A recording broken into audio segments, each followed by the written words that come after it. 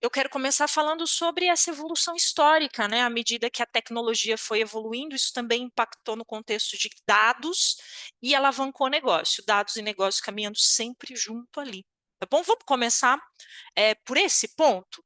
Então, acerca de. E se você está nesse mercado, você diga aí para mim se é isso que você viveu mesmo, tá? Há cerca de 4, 5 anos atrás, a gente começou a viver um boom do ponto de vista de dados, né, um crescimento muito exponencial na captura dos dados, né, com novas fontes, novos tipos de dados. A gente passou, eu brinco, se você respirar na tela, a gente captura. Ó, o pessoal de privacidade já eu imaginei o seu semblante quando eu disse se você respirar na frente da tela a gente captura. Mas eu estou falando do ponto de vista tecnológico, ok? A gente tem aparato tecnológico para conseguir fazer a captura de eventos e o sensoriamento de objetos, e isso revolucionou bastante o mercado.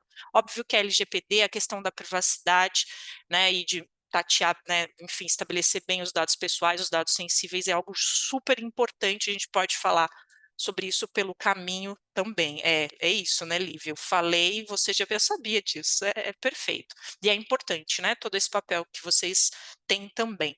Deixa eu tangibilizar essa mudança, eu não sei se você sentiu essa mudança, eu venho do contexto de BI, da construção de data warehouses, era só isso que a gente falava, né? Eu tenho um DW, lá dentro eu tenho KPIs, quanto eu vendi, qual foi o meu retorno sobre investimento, qual foi o meu lucro, né? Dados estruturados, quando eu digo estruturados, são dados que cabem numa célula do Excel, né? Então, eu venho desse contexto, bancos de dados, eu vou falar um pouquinho de Technicates, tá bom? Mas só para trazer contexto, né? Bancos de dados SQL, dados estruturados, o mundo de BI, KPIs que são quantitativos, carimbos ali para tomada de decisão. A gente fez isso por décadas, né? Mas aí veio o que está aqui nesse slide e revolucionou o nosso mercado, né? O que a gente chama de Big Data, e que a gente vai entender também que foi um ponto importante para alavancar. Big Data alavanca a inteligência artificial, daqui a pouco a gente chega nesse ponto também. Mas eu quero tangibilizar o que eu estou falando, caso você não esteja tão próximo, né, do mercado de dados. Olha lá, Melissa é de BI, é de DW, perfeito, muito bom. Eu quero exemplificar com um case do Smart Grid. É um case a respeito de distribuição na área de energia elétrica, né? Não sei, estamos num número tão bacana, será que tem alguém que tem Smart Grid na sua cidade? Será que tem? Professora, o que é Smart Grid, né? É um projeto que começou com algumas cidades piloto aqui no Brasil, para sensoriamento da distribuição de energia. Uma das evidências ali da existência do Smart Grid numa cidade é a troca do medidor analógico por um medidor digital. Olha lá, Girlane da área jurídica. Legal, bacana. Então vamos seguir nessa alfabetização para você, né, se sentir a inserção nesse contexto de dados. Alguém? Não? Todo mundo, gente, Ah lá, que legal, Roberto. Eu participei de uma das captações de aerogeradores. Bacana. Muito bom. Todo mundo, então, vivencia aquele projeto, aquele contexto tradicional em que você tem um medidor que ainda é analógico. Ah, legal, ó. Aqui em Porto Velho estão tirando os medidores e deixando direto no poste. Legal. Já morei onde isso era normal. Quando morei no Chile, eles estavam trocando os medidores residenciais para Smart. Aqui no Brasil não sei onde está sendo feito. Bom ponto. Olha lá, Barueri, o Wagner falou que tem, e é verdade. Tem algumas regiões do Brasil, eu falo de Barueri porque eu sou do ABC, né, lá de São Paulo, Santo André, e Barueri, eu dava aula em Barueri, então eu sei que sim, que tem. Mas agora, gente, eu tô escondida numa cidadezinha do interior aqui de Minas, sul de Minas, mas é uma cidadezinha do interior, chama Borda da Mata. Sabe aquelas cidades que tem a igreja no meio, uma rua que sobe, outra que desce, e todo mundo anda ao redor da fonte. Eu tô brincando, mas eu adoro, né? Super qualidade de vida. Então, nesse momento, eu tô aqui na zona rural e não tem smart grid aqui, né? Minas tem muitas cidades lindas, sem dúvida. A CEMIG está trocando para digital, legal. É um movimento importante, né, que está acontecendo no Brasil, mas ele tem alguns entraves. O próprio medidor, há um tempo atrás, era importado, então a gente tinha, né, alguns desafios, tá? Mas deve avançar. Daqui a pouco a gente vê a evolução disso também fora do país. Mas vamos pensar junto, eu quero mostrar para você a mudança, né? Como o Big Data, como essa capacidade de captura, como essa capacidade de trabalhar com streaming de dados, alavanca negócios e mudou o nosso mercado do BI tradicional para o que a gente está vivendo agora. Então, pensa aqui comigo, ó, no processo tradicional que acontece aqui na zona rural onde eu estou, que acontecia lá em Santo André, no ABC também, provavelmente aí na sua cidade, né? Você tem o medidor analógico, o profissional que passa ali, é uma vez por mês, não é, gente? Uma vez por mês para fazer ali a leitura do seu consumo. O que dá para fazer com isso? Vamos botar rapidinho, caso você não seja, né, um analista de BI, coloca o chapéu agora de um analista de BI e me diga o que dá para medir, que tipo de KPI, se você fosse montar um Power BI, um dashboard, um painel ali para um gestor que atua no fornecimento de energia. O que dá para medir nesse processo tradicional? Já apareceu o Roberto Boton ali, média de consumo, perfeito. Muito bom. O que mais, gente? O que você mensuraria pensando nesse processo tradicional?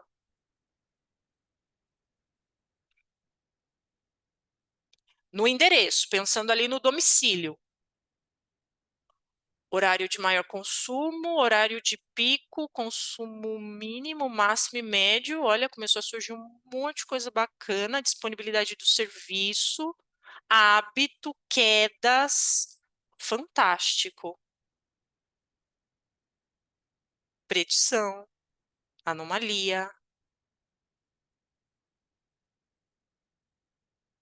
Gustavo já quer comparar o Smart Grid com o cenário convencional. Vocês vão longe, hein? Capilaridade, fuga de corrente, muito bom. Surgiu ali alguma coisa de. A Isa botou roubo de energia, que eu acho que chama gato em qualquer lugar do Brasil, é isso? Desconfio que sim, né? A Isa foi mais chique ali. Ah, isso, gatos, boa. Dá também. Mas eu observei que alguém ali, alguns de vocês, colocaram horários de pico, que é né, seria alguma coisa muito fantástica. Mas dá, gente, para trabalhar com os horários de pico de consumo no domicílio? Não dá, não, né? Por que que não dá?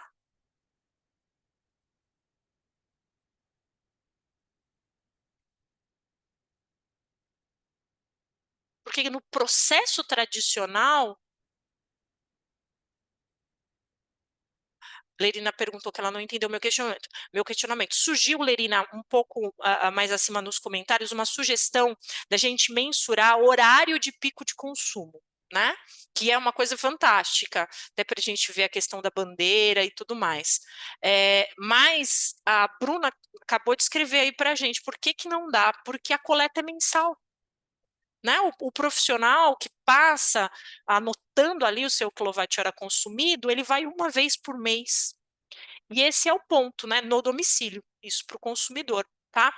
Esse é o grande ponto. A gente tem um gap muito grande, né? Num contexto, exatamente, Felipe, num contexto uh, tradicional, né, quando a gente pensa hoje na velocidade dos negócios digitais, você ficar no escuro por um mês é um intervalo muito grande. A gente está falando de um momento em que pode-se saber o que está acontecendo, quando está acontecendo, e essa é a grande sacada. Tá? Então, o processo tradicional ele vai me trazer essas limitações. Por mais que vocês sejam criativos na construção desse painel, eu fico um mês sem saber o que está acontecendo. E vou predizer, vou inferir, mas eu nunca tenho a informação precisa de fato, tá? Mas também, quando a gente pensa aqui na arquitetura de dados, não sei se tem alguém aí de tecnologia, de infraestrutura, de cloud, de banco de dados, se tiver, me conta aí. Mas você sabe que a arquitetura de dados aqui é uma arquitetura de BI tradicional, né? A gente pode aqui ter um banco de dados tradicional, como um SQL, um Oracle, aí, Mônica, me ajuda, né? Um banco, a gente chama de engenheiro de dados, maravilha. Então, a gente pode ter um banco SQL aqui, né? Aquele banco tradicional, colunado, que a gente já usa há muito tempo, como um SQL Server, um Oracle, um Aurora, isso, um SGBD relacional, ele é mais que suficiente, uma ferramenta de ETL. ETL é aquela ferramenta que faz o transporte dos dados, também tradicional. Não sei se vocês conhecem alguma ferramenta de ETL que a gente poderia colocar nessa arquitetura. Tem aí, gente? Stambia. Não conheço, olha, vou anotar. O que mais? Power Center, super tradicional, bacana. Pentaho, né? NiFi é um canhãozão, Felipe, acho que nem precisa. CIS, assim eu vou conhecendo vocês, ó, a galera tech toda aí presente, né? E dá para fazer na mão qualquer linguagem, hand coding, né? Qualquer linguagem faz ETL. Mas uma ferramenta de ETL tradicional, então a gente está falando de uma arquitetura básica de dados, DataStage da IBM, maravilhoso também, né? Ok? Eu tenho pouco potencial de negócio, eu tenho um intervalo muito grande.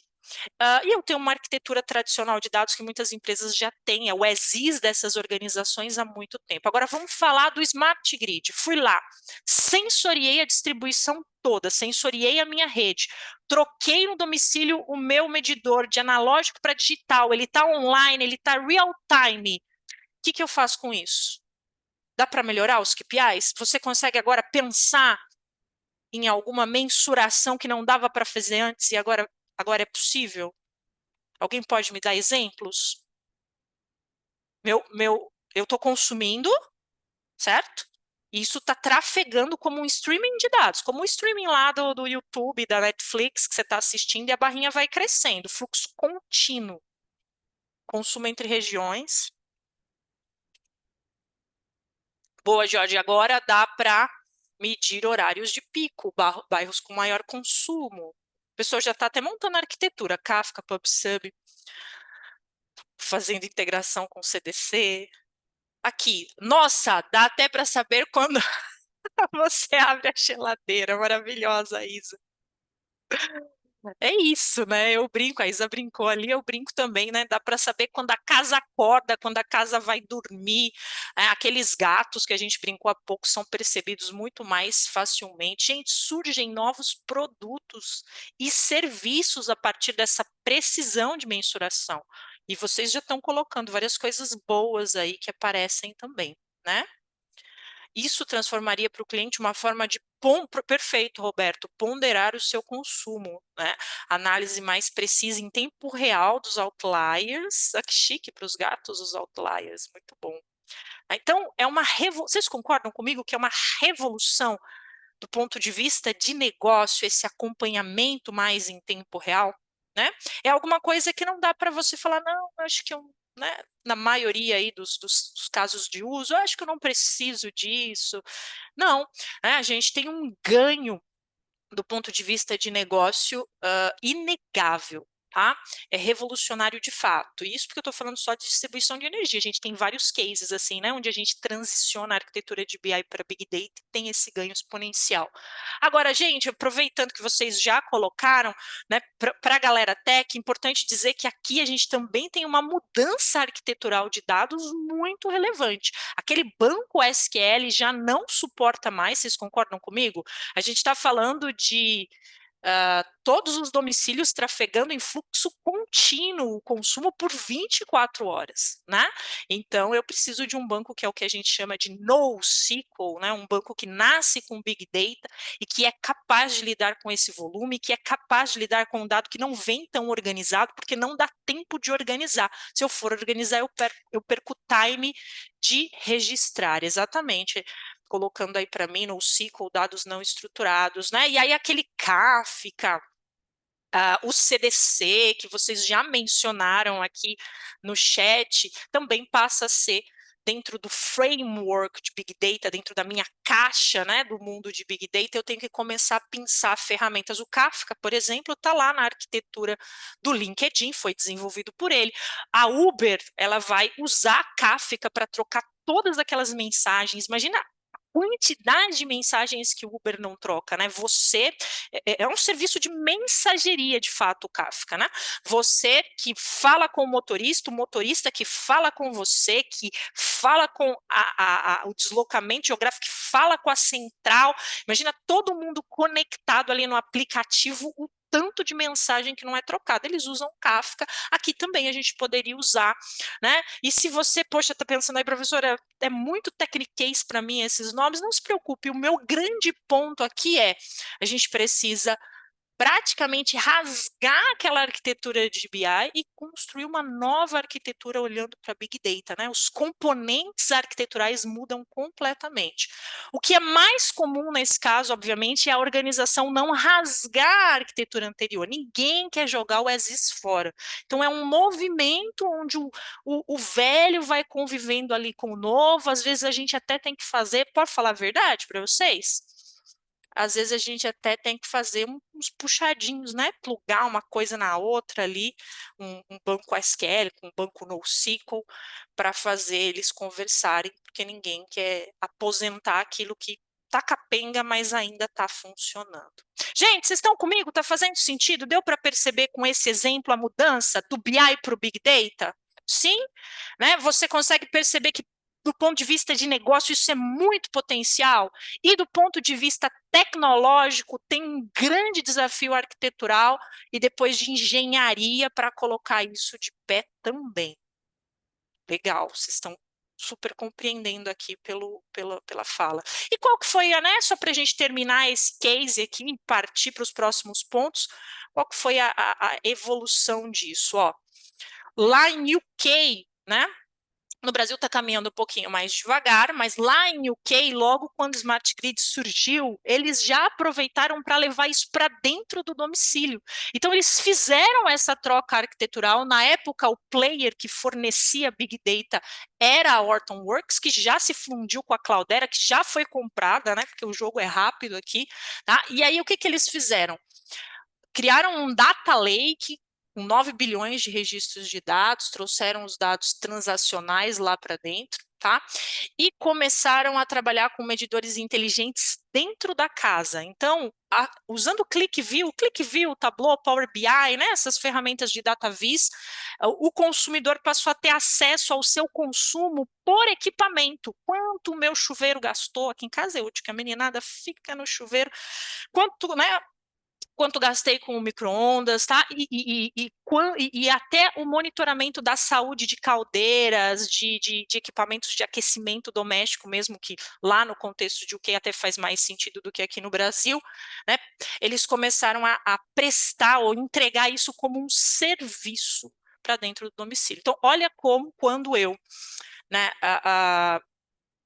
faço essa virada de chave de BI para Big Data, eu consigo abrir, inclusive, novas frentes, produtos e serviços aí, tá? E como é que isso está hoje? Porque eu estou falando de Smart Grid, é uma coisa que vem caminhando lentamente, não é de hoje, né? Mas como é que isso está hoje? Então, você tem aqui Smart Grid hoje, lá na China, vamos usar a China como exemplo, nesse caso faz todo sentido, né? A gente tem o Smart Grid lá na China hoje sendo impulsionado por 5G e por inteligência artificial, né? Shenzhen, e aí eu estou abrasileirando a pronúncia, é uma cidade chinesa que tem Smart Grid já há algum tempo, tá? E eles têm aí cerca de 4.000 quilômetros de rede, quase 8.000 torres, e para eles, por exemplo, fazer a inspeção desses equipamentos era um super desafio, levava pelo menos 20 dias para uma rodada de inspeção. A Huawei, que também fica lá na sede, em Shenzhen, se tiver algum chinês entre nós, me perdoe pela pronúncia, eu estou abrasileirando mesmo, criou uma estrutura de IA, né, um algoritmo ali de machine learning, usando também a parte de computação visual, reconhecimento de imagem, tá? Com drones, e hoje eles conseguem fazer a inspeção na rede inteira, uma rede gigante, né? Tudo na China tem essa proporção aí gigantesca. Eles conseguem fazer em 2 dias a inspeção na rede inteirinha, tá? Então, eles já, em cima do Smart Grid, eles já estão usando IA com computação visual, os drones também, né? Tudo para melhorar o reconhecimento de imagem, né? Então, como é que inspeciona? Os drones vão tirando fotos e tal, e o algoritmo vai fazendo reconhecimento de imagem. Se tiver qualquer problema em algum poste, em algum equipamento, eles reagem muito rapidamente, tá? E o 5G ajuda demais os robôs que vão fazendo inspeções em algumas áreas ali com infravermelho, né? O 5G permite que esses robôs capturem as informações e elas sejam analisadas em tempo real, tá? Então, né, a gente estava falando de smart grid, alguma coisa já high-tech, mas quando você olha hoje para a China, a gente tem smart grid com IA e com 5G, um troço bacana de ver, vocês não acham, gente? Indo para o 6G, morei lá por quase 15 anos, vi a evolução acontecer. Fantástico, que legal. Lívia falou: entregam consumos de aparelhos do cidadão como serviço. Mas quando quiserem vão poder controlar o cidadão. Exatamente, tem o outro ponto, né? Tudo hiperconectado, também tudo hipercontrolado. Bom ponto, Lívia. Como profissional de privacidade, dá um pouco de riso nervoso. Já controlam. É, exatamente, né? A hiperconexão vai trazer isso como efeito colateral. Muito bom. Olha aí, primeiro colocando com propriedade, né? Esteve lá por 15 anos. Muito bom, muito bom. Big Data, então, gente, vai trazer novas fontes e novos tipos de dados. E agora a gente precisa aprender a lidar com isso, e extrair inteligência de tudo isso, sempre olhando, né, também pelo contexto da privacidade, tá? Você tem hoje possibilidades de trabalhar com dados espaciais. Eu trabalhei bastante com geotecnologia, análise espacial, e é incrível o potencial que os mapas trazem, coisas que a gente não enxergaria numa base de dados corrida. Você bate o olho no mapa e enxerga, né? Aqui, por exemplo, ó, se a gente considerar que cada um desses pontos aqui em amarelo são lojas de um mesmo dono, né? E essa parte verde é a área de influência. A área de influência é calculada em função da disposição do consumidor de se deslocar do seu endereço de origem até a loja, tá?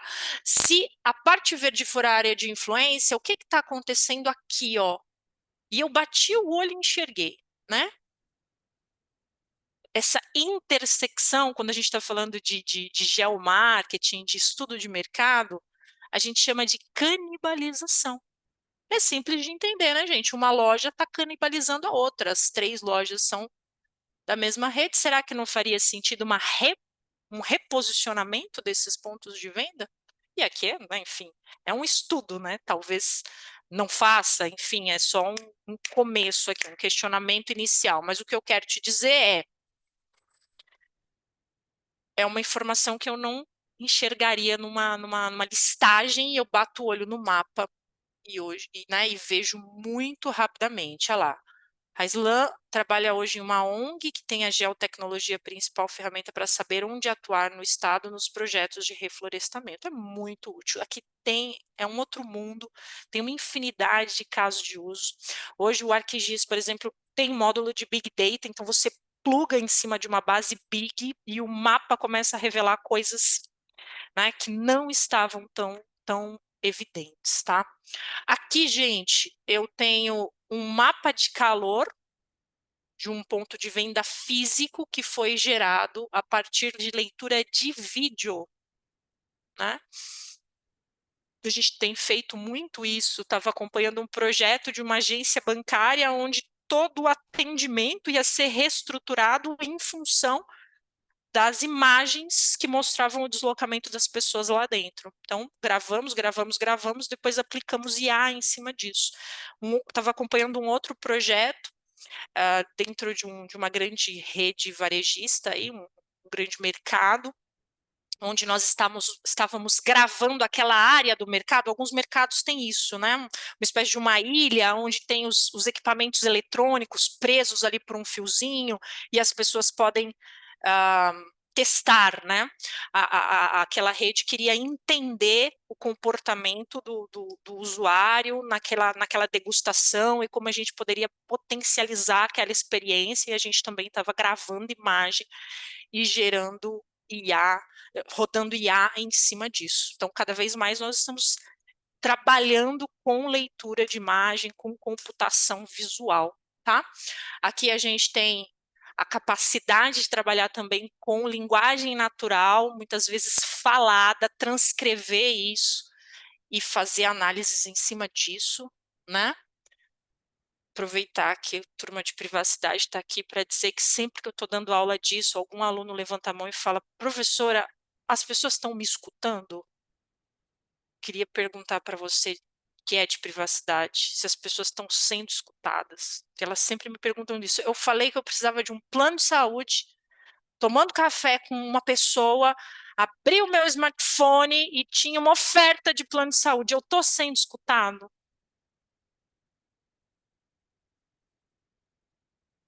Marco Aurélio colocou: claro que sim.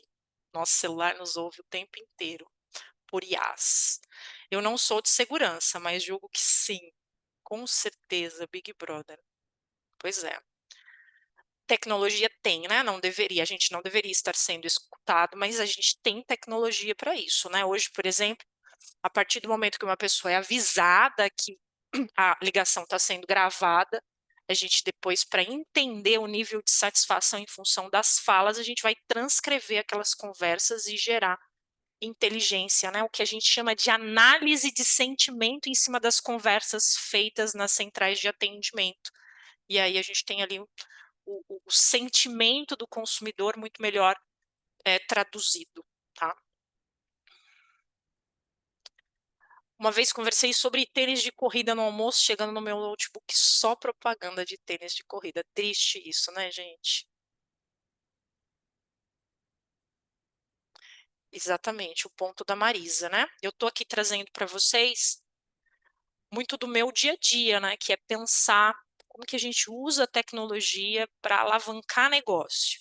E aí a Marisa trouxe esse super contraponto que é ou um ponto, não diria contraponto, a gente tem que encontrar uma medida de equilíbrio para avançar nos negócios, mas um ponto complementar e importantíssimo que é muito além, né, de tudo que eu estou falando, quais são as questões éticas que envolvem esses dados coletados, né, e a questão da transparência nesse sentido.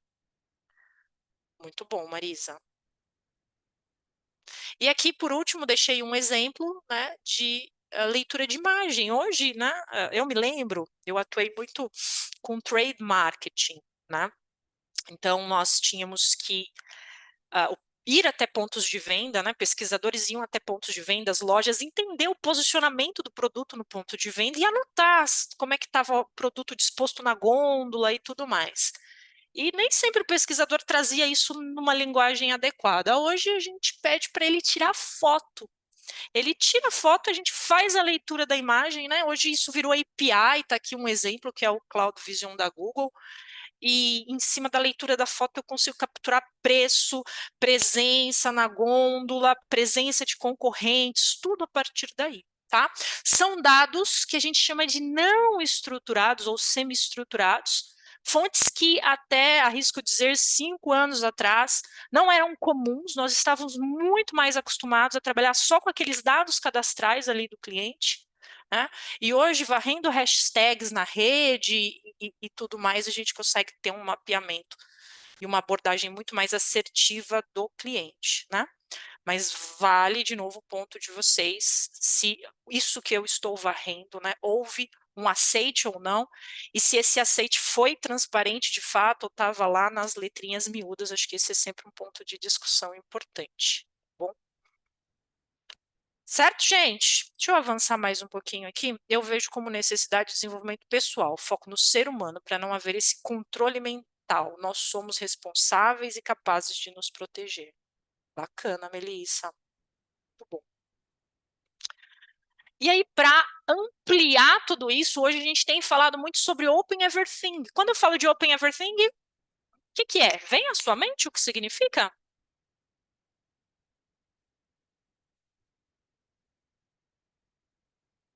Não?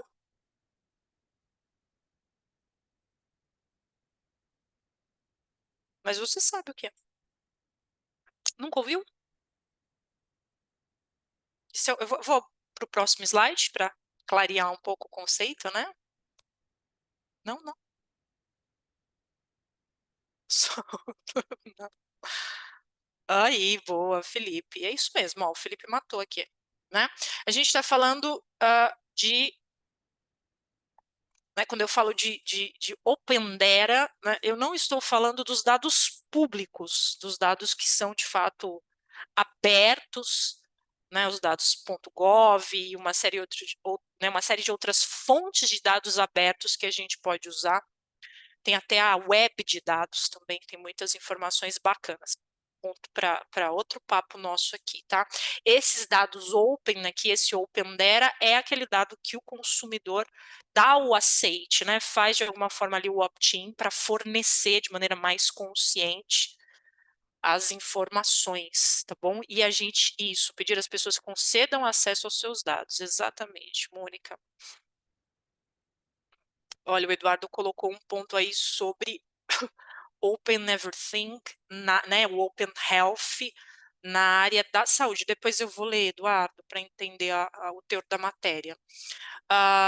Então, a gente começou com o Bacen, né? É interessantíssimo ver órgão regulatório empurrando inovação. A gente começou com, né, o Banco Central trazendo o Open Bank, e com o Open Insurance, né, com as seguradoras entrando, isso se transformou no que a gente chama hoje de Open Finance, né? Deveriam nos pagar pelos nossos dados, exatamente. E existe, então, esse Open Everything é porque existe essa tendência de a gente ter um Open Health e Open tudo, né? Com o tempo a gente caminhar para isso. E a Marisa está colocando aqui, né, que os bancos são pioneiros nessa tecnologia. Então, quando a gente começou, a gente já fala sobre Open Banking há alguns anos, né? Pelo menos na academia, isso ficou muito forte até virar mesmo no mercado, e é um ambiente regulado, precisava ali passar por todas as etapas do Bacen. A gente tinha muito, a gente tinha, as discussões sempre giravam em torno de privacidade e do quanto, e aí por isso que eu quero provocar vocês, né? Do quanto de fato as pessoas estariam dispostas a concordarem, a compartilharem com as fintechs, com as financeiras de forma geral, os seus dados, né? E passado um tempo, eu estava conversando com profissionais que lideram dentro dos bancos essa área de Open Finance e perguntando qual era a maior dor. E pasmem, a maior dor hoje não é mais tanto o cliente aceitar compartilhar os seus dados financeiros, né? A maior dor hoje é tecnológica. Os grandes bancos ainda não conseguiram integrar os seus legados com os dados que estão chegando do Open Finance. Então, eu não consigo, muitas vezes, tecnologicamente falando, cruzar os dados que a Tassiana acabou de compartilhar ali, porque ela tem um financiamento com outra empresa, porque ela fez, né, um determinado empréstimo, né, e ela compartilha tudo isso comigo, com esse grande banco, tá? Mas eu não consigo pegar a Tassiana que está entrando e cruzar com os dados da Tassiana que de repente eu tenho lá no meu mainframe, lá no meu COBOL, né, lá no meu legado. E essa dificuldade de conexão ainda tem travado o potencial de negócio que o Open Finance traz. E aí o Gustavo está perguntando até onde é seguro disponibilizar nossos dados para as empresas. Bom ponto. E a Marisa concordando aqui que deve ser muito complexa. É uma arquitetura muito complexa de fato, tá? Mas aqui tem um potencial muito grande, né? Imagina você conseguir alguma coisa parecida aqui com isso. E agora você conseguir do ponto de vista empresa.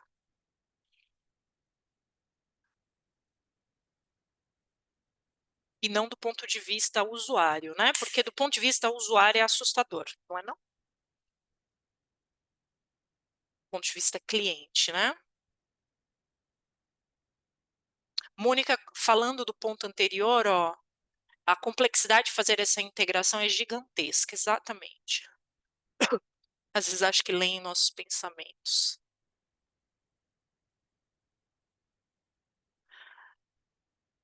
O Leandro está perguntando qual a vantagem, né, do Open Banking para o usuário, né? Olha, a vantagem é você ter ofertas de serviços financeiros mais atrativos. Sendo bem simplista, né, eu posso estar com um empréstimo com uma determinada taxa de juros num banco A ou banco B descobrir isso, a financeira B descobrir isso, né, porque eu dei esse aceite, e ela me fazer uma proposta mais atrativa. Sendo simplista, tá? Mas o fato das empresas saberem a minha saúde financeira pode gerar essas possibilidades de negociação, mas também gera exposição, né? De novo, a pergunta é, no Open Health, até que ponto eu realmente quero que o meu plano de saúde saiba exatamente como é que está a minha saúde, até que ponto isso é interessante para mim, né? Rafael notou Receita Federal, 2022, a Receita começou um processo de compartilhar informações, mas eu me lembro que gerou um barulho, porque o dado da Receita é super sensível, tá? E aí as coisas foram mais lentamente, mas em 2022 a gente começou a ouvir a Receita falando de compartilhamento. Tem até alguns links aqui, ó, se você ficou na dúvida sobre essa parte da receita, vou deixar aqui alguns links para vocês olharem. Exatamente, ela tem o cadastro positivo, né? Aumento do score de crédito. Foi meu link? Foi.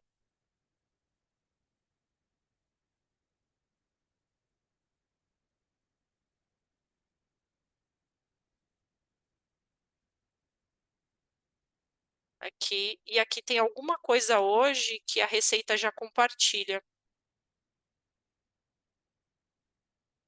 Pronto, coloquei aqui no chat para vocês, tá? Mas hoje, enfim, pensando do ponto de vista corporativo, seria muito poderoso a gente conseguir montar, né, um mapa como esse que vocês estão vendo aqui na tela, mas também é absurdamente complexo integrar todas essas informações, tá? A gente vai esbarrar de novo em desafios tecnológicos. Quem é da área técnica sabe que se você vai cruzar duas bases de dados para tentar achar a mesma pessoa em duas bases de dados, você já vai ter dificuldade né, em dar o match. Né? Você imagina cruzar tudo isso aí que está na tela, tá bom? Vendo aqui as reações de vocês, né? Muito bom, gente. E aí, isso aí, Isa, né? E aí a gente vê empresas, por exemplo, surfando, né, nessa onda, não só com o Bacen, mas também com a SUSEP. Alguém acompanhou os sandbox recentes regulatórios da SUSEP? Alguém acompanhou?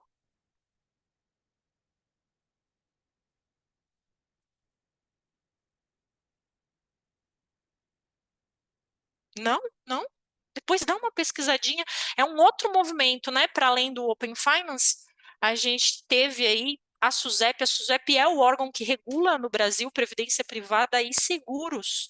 E ela criou um sandbox, como se fosse uma caixinha de areia ali, para que insurtechs pudessem entrar nesse mercado e Dentro do edital, obviamente, algumas regras muito importantes, né? Falando agora como consumidor, a gente tem muita dificuldade no Brasil, por exemplo, na abertura de um sinistro, né? Eu muitas vezes me senti absurdamente mal atendida. Costuma ser uma reclamação geral, né? Então a SUSEP veio com esse sandbox, as insurtechs entraram com soluções digitais, centralizando de fato a experiência do cliente, a experiência do usuário. Depois dá uma olhadinha nisso, surgiram produtos fantásticos, tá? E aí muitas insurtechs começaram e não é só seguro alto não, tinha outros tipos de seguro, surfar nessa onda dos dados e começaram, por exemplo, como está aí na tela, né? Eu coloquei aqui GPS, sensores no veículo, a, a Volvo, né? Você aí que é da área de privacidade, tem um Volvo na garagem, tenho certeza, não tem gente. Flávio falou que a galera de privacidade tem Volvo. Não, não? Não tem Volvo, não? Rafael Rio.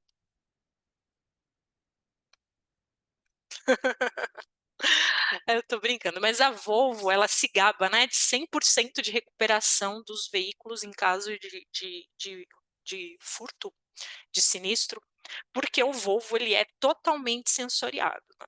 E aí agora as insurtechs começaram a aproveitar esse sensoriamento para trabalhar com bonificação em função do perfil de direção do motorista, usando GPS, usando sensoriamento, começaram a surgir é, estruturas de precificação e de bonificação em seguro. Uma das coisas que aconteceram aí dentro desse sandbox, tá?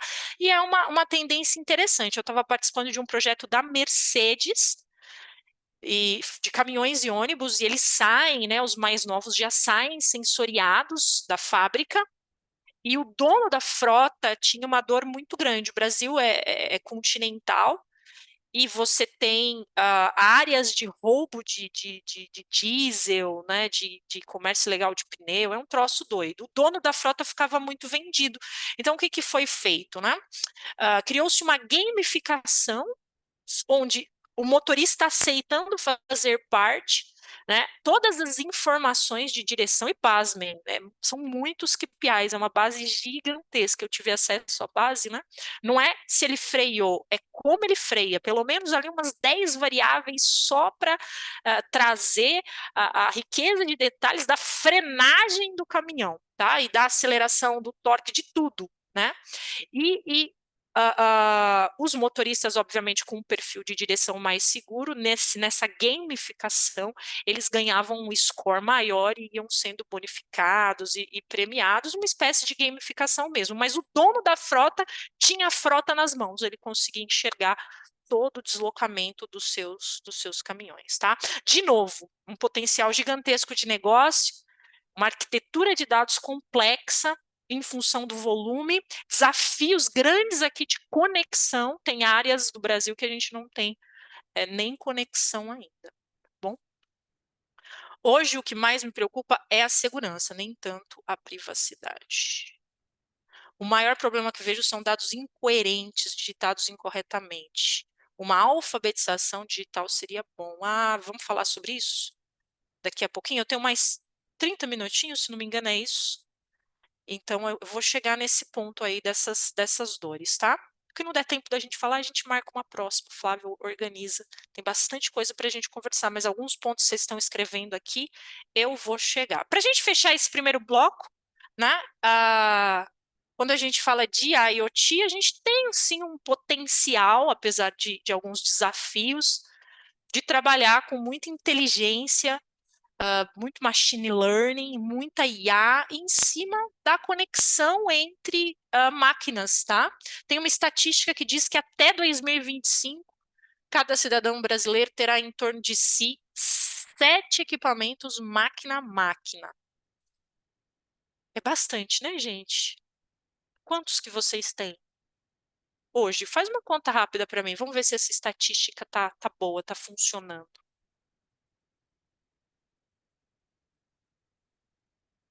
7 equipamentos máquina para o ano que vem. Vocês hoje, aí na sua casa, conta rápido para mim, quanto que você tem? Máquina, tô com o meu smartphone, joguei para Smart TV. Aconteceu um máquina. O meu Volvo abriu o meu portão. A minha Alexa acendeu as minhas luzes. Então os videogames contam, os notebooks contam. Aí o Jorge escreve de sacanagem, né, Jorge? Mais de 150 aqui hoje. Eliane, 8. É 7 pro ano que vem. Aí começa a aparecer a Bruna, 13, outlier, né? Os outliers que estragam as nossas estatísticas. É isso. Que horror. Nós somos conectados, tá vendo? Né? Uns 12 o Ângelo contou. Mas dá fácil, né? Se a família é um pouquinho maior, cada um tem seu celular, cada um tem seu computador, pronto. Já estourou essa estatística. O Leandro falou do sertão, que não tem nenhum IoT por pessoa. É isso, Leandro. Bom ponto. É na média, né? Nós somos extremamente high-techs, né? Mas a gente tem lugares no Brasil que você não, né, não tem absolutamente nada, como ele falou. Pasmem, gente. Ainda tem lugares no Brasil que tem um tipo de conexão com a internet que é a conexão por circuito e não por pacote. Então, quando você acessa a internet, fecha o circuito. Eu não sei o que é isso, porque eu não sou dessa época, mas me disseram que é um pessoal aí super antigo que fechava o circuito quando acessava a internet e a mãe ficava brava porque ocupava o telefone. Acho que não tem ninguém aqui dessa época, né? Eu soube que esse pessoal, eles acessavam a internet depois da meia-noite. Um negócio que eu não consigo imaginar, porque parece que contava pulso. Eu não sei o que é pulso, mas tinha um tal de pulso que contava e eles acessavam depois das 14 do sábado, e meia-noite. É um povo estranho, né?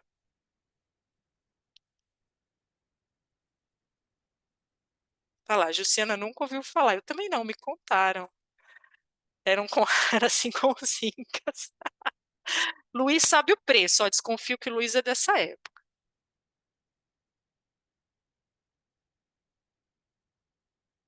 Existe esse boato. Tem um povo que sabe até um número esquisito que não é número de WhatsApp. É um tal de ICQ, um número compridão, as pessoas lembram até hoje. Eu não lembro desse número. Damião botou um número aí, eu acho que é do ICQ dele. O Júlio colocou um ponto interessante, a gente está brincando, ó, mas o Júlio falou que dentro do próprio estado de São Paulo a gente tem áreas de sombra. É verdade. Vocês estão tudo lembrando, né, gente? Eu tô brincando, né? Foi ontem. Olha como eu tô na roça, literalmente. Eu tô na zona rural e aqui a gente tem fibra. Eu tô falando com vocês por fibra, tá? Mas até ontem, eu me lembro bem dessa época, a gente acessava a conexão de escada 56 kbps um dia para baixar uma música. E vinha com vírus ainda, não é? Vocês lembram? Pedrotti usa o ICQ até hoje, maravilhoso. Então, a gente tem desafios aqui, né? Nós temos os grandes centros, a turma toda high-tech, como muitos de vocês, e a gente tem áreas de sombra, áreas onde não tem nenhum G, quem dirá 5G, né? Mas mesmo caminhando né, um pouco mais lentamente, eu imagino que a IoT, cidades inteligentes, smart grid, tudo que a gente vem conversando, deve gerar uma hiperconexão, muita capacidade de novos insights e desafios de privacidade relevantes também. Tá bom? Vocês estão na nostalgia. Acabei com a aula. Agora não dá para falar mais nada porque eu botei vocês na sessão nostalgia e tá todo mundo lembrando. Ah lá,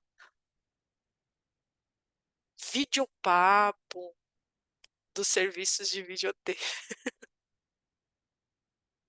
Olha só, vamos fechar esse bloco aqui para eu terminar com algumas dores. Eu vou falar de dores e apontar alguns caminhos, né? Algumas dores e algumas soluções, tá bom? Nesses minutinhos finais aqui. Mas para fechar, para senão começa a chorar, né? Eu queria que você colocasse agora no chat para a gente fechar esse bloco. O que que esse gestor que atua na área de dados? E se você quiser trazer para a área de governança e privacidade, eu sei que a gente tem um público bom aqui de privacidade e de governança também, né? Mas nós temos também gestores que lidam mais com tecnologia, como muitos falaram, sou arquiteto, sou engenheiro de dados. Então, se coloca aqui na minha pergunta, né? E me diga o que que você acha que é importante para lidar com essas soluções voltadas para dados, né? Inclusive, se você quiser me falar sobre soft skill e hard skill, coloca aí para mim um soft skill que você acha importante para lidar com dados, um hard skill que você acha fundamental. Quero te ouvir, porque aí depois a gente vai trocando figurinhas, vão surgir coisas que a gente não. Olha lá, Georgia botou resiliência como soft skill. Bacana, né? Hard skill, o que está no seu radar? Me conta. Empatia, programação, Leandro colocou como hard skill, legal. Conhecer os dados, pensamento analítico, boa, e programação. Quem colocou o soft skill como o autodidata, a capacidade de ir aprendendo sozinho. Não dá para comprar curso a cada nova tecnologia, né, gente? Estatística, fundamental, legal. George está preocupado no momento com padronização e política, nada de ferramenta, é muito mais política, padrão, processo, legal, para poder democratizar sem bagunçar. Muito bom. Gestão de recursos humanos, legal, Jaqueline. Python, visão holística. E agora uma pergunta para te fazer pensar: é mais negócio ou é mais técnico que você precisa? Você precisa de quanto de negócio e quanto de técnico? Bota um percentual para mim, barra, barra aí.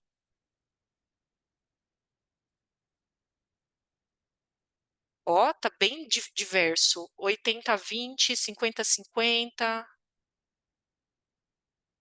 505 negócio. 80-40, 73-27. Sacanagem, a Eder deu uma calibrada ali no negócio.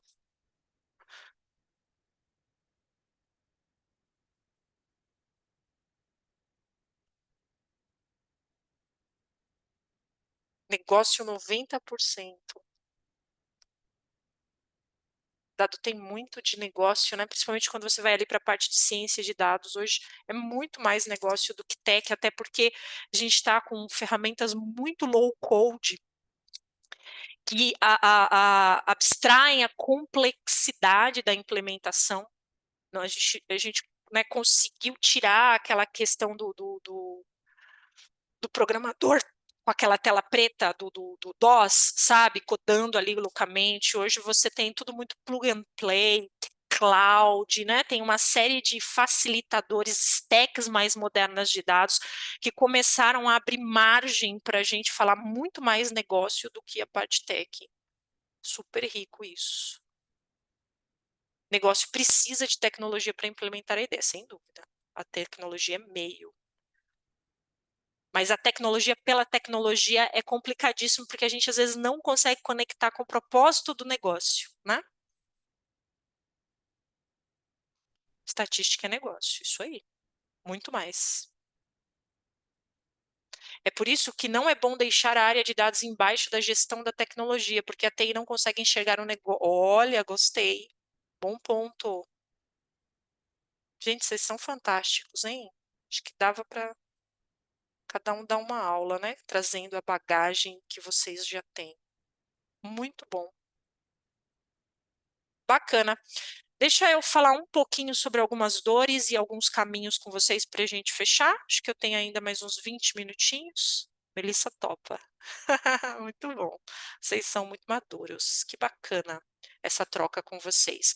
Eu vou então para um próximo bloco, que talvez não dê para a gente abordar com tanta riqueza aí de detalhes, né? Ó, o Flávio falou que eu posso ficar tranquila, mas depois ele não me, né? Se eu falar o tanto que o professor fala, depois ele não me deixa voltar. Ó a Marisa aí, maravilhosa.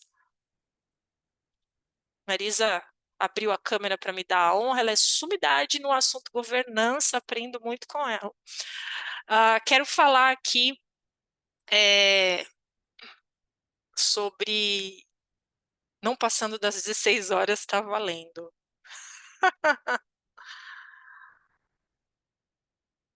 A importância da governança de dados dentro das empresas unindo negócio e TI. Boa. Muito bom. Então, agora eu falei um pouco com vocês da potencialidade, né?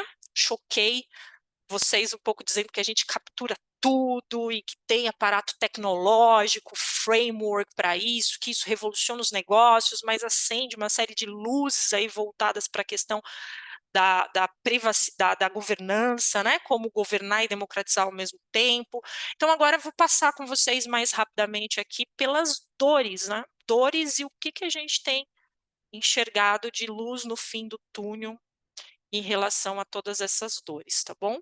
Então, esse segundo momento aqui, entendendo os desafios de dados e de analytics, tá? O que que vocês estão vendo aqui, gente? Estou gostando muito da sua aula, uma calma no ensino com falas. Obrigada, Tainara. Feedback ao vivo para animar a professora, né? Maravilhosa. A Marisa colocou que a própria, enquanto vocês pensam, o que, que vocês estão vendo aqui? Deixa eu ler o comentário da Marisa. A própria governança de dados vai precisar se transformar para compreender mais a área técnica e a implementação das suas disciplinas na arquitetura e na engenharia. Legal, bacana. Às vezes eu tenho a impressão que a gente começa pelo tech, né, Marisa? Não sei se a minha impressão está correta e a gente deveria começar com uma visão mais holística, pensando em processos. Me diga se faz sentido o que eu falei. Parece que começar pelo tech é mais fácil, mas tecnologia é meio, né? A ferramenta não resolve, né?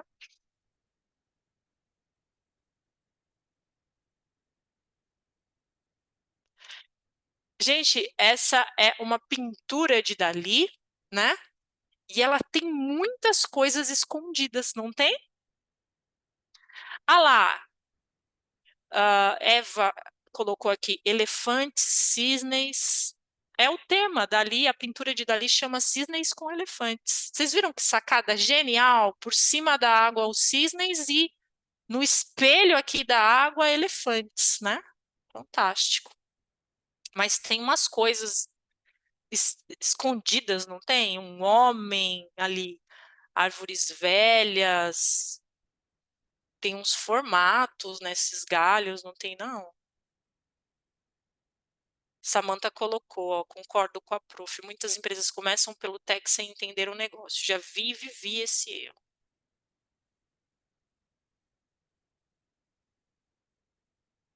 Toda vez que eu coloco essa pintura, né, a gente vejo um carneiro. Melissa, cadê o carneiro? Eu esqueci de combinar que vocês iam ter que me falar onde, porque tem coisas que eu não vejo, né?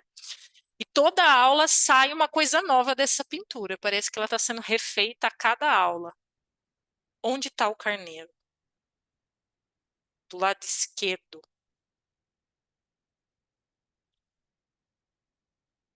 Um dinossauro. Tem um dinossauro. Na pedra do lado esquerdo.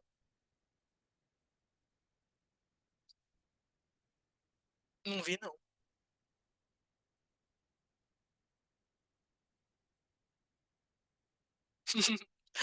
Eu gosto dessa imagem porque ela fala muito sobre os desafios do profissional de dados, né? Tem um mosquito, Cristiana achou um mosquito.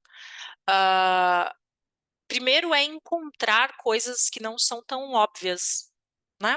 O profissional de dados hoje e o cientista de dados, enfim, ele vai trabalhar com esse processo de mineração, de, né, de buscar os insights, aquilo que está escondido através dos dados, que foi um pouco do que vocês fizeram, né? Achando o barco, achando a sombra do homem, que é uma silhueta feminina aqui, ó, né? Mas eu pedi para vocês me falarem onde estava. Por quê? Porque isso também faz parte desse perfil profissional que atua com dados. Uma vez que aquele insight, aquela informação é encontrada, isso precisa ser disposto de maneira que fique fácil para o outro ver. Foi difícil para eu achar, né, aquele insight, mas agora vem a arte de deixar isso muito óbvio para que quando o gestor bater o olho ali naquele dashboard, em apenas alguns segundos ele já consiga mapear essa informação. E essa segunda arte de tornar o dado consumível de forma mais fácil também é um super desafio que envolve, né, toda a parte aí de UX, tá? Dito isso, gente, qual é o desafio hoje que a gente enfrenta falando de dados na parte de engenharia de dados, né? Deixa eu mostrar aqui para vocês. O desafio da engenharia. Quando a gente fala de UX, Leandro, é User Experience, ou seja, a experiência do usuário com aquele painel, aquele produto, aquela imagem, aquela tela que eu estou entregando. Então, de repente, eu encontrei né, um super insight ali. Mas na hora de colocar isso num gráfico, escolher as cores, escolher a posição disso na tela, né, eu não sou feliz e a pessoa, quando bate o olho naquilo, não entende o que aquele gráfico quer dizer. Faltou legenda, faltou orientação. Então, UX é uma área que vai sempre pensar UX e UI, né, na experiência do usuário, na experiência com a interface, tá bom? O desafio, então, qual que é hoje o desafio da engenharia de dados? Olha que interessante isso aqui, gente. Nós, dentro das empresas, vejam se faz sentido isso para vocês. Nós temos atuado ainda muito em silos, uma visão ainda de projeto de dados e uma atuação muito em silos. O que significa isso, professora? Eu estou aqui na minha unidade de negócio, né? E eu preciso trabalhar com dados de clientes. Eu preciso entender o meu cliente, traçar o perfil, uma visão 360 ali do meu cliente. E eu tenho meu engenheiro. O que ele vai fazer? Ele vai lá no meu data lake, e às vezes nem lake é um pântano de dados, né? A gente foi empilhando lá os dados sem governança nenhuma e hoje a gente não consegue trazer valor dos data lakes, é uma outra dor, né? Mas ele busca aqui as informações, ele vai ter muita dificuldade de trazer as informações porque não tem um catálogo de dados, os cálculos, as fórmulas não estão explícitas, né? Ele vai preparar os dados e a gente sabe que essa fase de ETL, limpar, qualificar, trabalhar a qualidade de dados é um super desafio. E depois ele vai fazer a entrega dessa informação, dessa análise, desse KPI, ok? Mas o que acontece na unidade de negócio do lado? A mesma necessidade vai surgir. Olha, eu preciso dos dados de cliente, uma visão 360, enfim, né? A unidade de negócio do lado não tem visão do que a outra BU estava fazendo. Então, o engenheiro aqui, e ele pode estar aqui, ele pode estar lá em TI, isso vai entrar no backlog dele, ele vai fazer a mesma coisa com o mesmo dado, vai fazer quase que a mesma entrega, ou pior, entregas diferentes, porque dependendo de como ele processou aquilo, de que fórmulas ele aplicou, uma vez que nada disso está documentado, catalogado, ele pode fazer de maneira diferente. Então, às vezes é o mesmo dado, o mesmo trabalho que ele tem, mas os resultados são distintos e ele vai fazer essa entrega de novo, né? E a outra unidade de negócio vai fazendo isso. Então, hoje, dentro das empresas, nós atuamos nessa orientação de projeto, com backlog de engenharia cheio, muito dessa forma em silos, né? E isso, obviamente, toma tempo, nos cerceia ali de um reuso de dados que seria muito mais inteligente, e começa a fazer com que os dados não sejam consistentes, né? Muito comum essa queixa, os números não batem, eu não vou usar esse repositório de dados, eu vou lá para o Excel, eu dou um tapa no número, eu uso o meu feeling, porque os números não batem. Só aqui que acontece isso, aí acontece também? Tá fazendo sentido o que eu estou falando? Vocês ainda estão comigo? Cansado já, né, gente? Leandro falou que a gente já está acabando, tá bom? O que não der hoje, a gente marca um segundo, para não cansar vocês, tá? Não desista de mim, não. Ah lá, Roberto falando que precisa de mundo real. Total sentido. No banco que atuo, sofremos com os silos. É isso, né? Então, hoje, a grande sacada é a gente pensar em caminhos que minimizem o esforço de engenharia, né?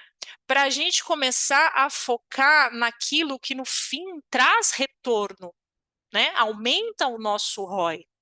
Ok? Se eu conseguir diminuir a dor aqui, e aí começa a surgir até um novo perfil, que é esse Analytics Engineer, né? Mas mesmo esse perfil profissional aqui, né, a ideia é reduzir. Hoje eu tenho um inchaço aqui dentro. Se eu consigo reduzir aqui e aumentar o esforço na análise de negócio, eu trago mais ganho para a organização. Então a gente tem que pensar, tanto do ponto de vista de processos, de políticas, né, de aspectos de governança e de aspectos tecnológicos, de stacks mais modernas de dados, que permitam essa movimentação, desinchar a engenharia e trazer mais foco aqui para análise dos dados, né? E tem uma série de caminhos para isso. Aqui, por exemplo, eu trouxe a ideia de soluções mais modernas de dados. Hoje, quando você falando, né, da linha muito que vocês atuam, né? Hoje, quando você pega, por exemplo, um Snowflake ou um Databricks, que é uma plataforma completa de dados, ele já vem com uma série de recursos técnicos, por exemplo, de anonimização, né? Especialmente o Snowflake, não sei se vocês conhecem essa ferramenta, ele se conecta ao AD, vai trazer as roles ali dos usuários, né?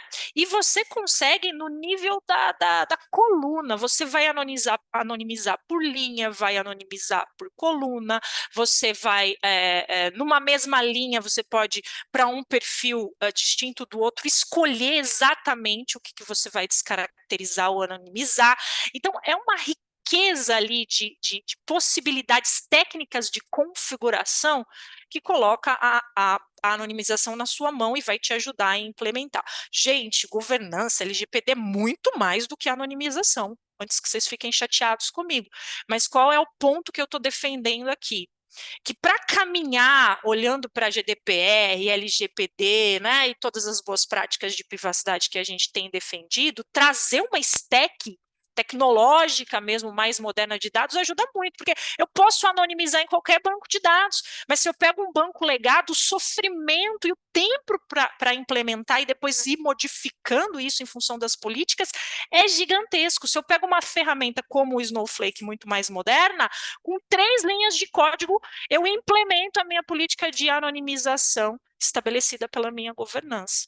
Então, nesse sentido, soluções mais modernas podem ajudar demais. Quando a gente fala de no-ops, é a capacidade de criar esteiras que implementem as nossas soluções de maneira automatizada, de ponto a ponto, porque a gente acabou de falar que à medida que eu vou deixando todo mundo pôr a mão e repetir o mesmo processo sem uma estrutura, as informações saem completamente diferentes. Marisa botou, toda vez que alguém fala que governança de dados é LGPD, um especialista em GD pensa se vale a pena levantar a cabeça do travesseiro de manhã. Pois é, a gente tem uma, né, amplitude aí, é um super assunto, né? Ok? Então, um primeiro olhar nosso aqui, né? Eu preciso diminuir o meu esforço de engenharia. E aí fica, né, uma dica para a gente começar a pesquisar sobre esse assunto, né, um pouco mais, que é justamente, será que eu não posso começar a olhar para o meu dado com uma abordagem de produto? Vocês já pensaram em tratar o dado como um produto?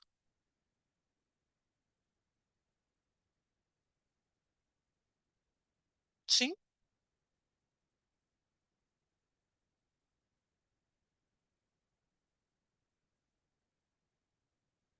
porque o produto ele tem ciclo de vida, não é?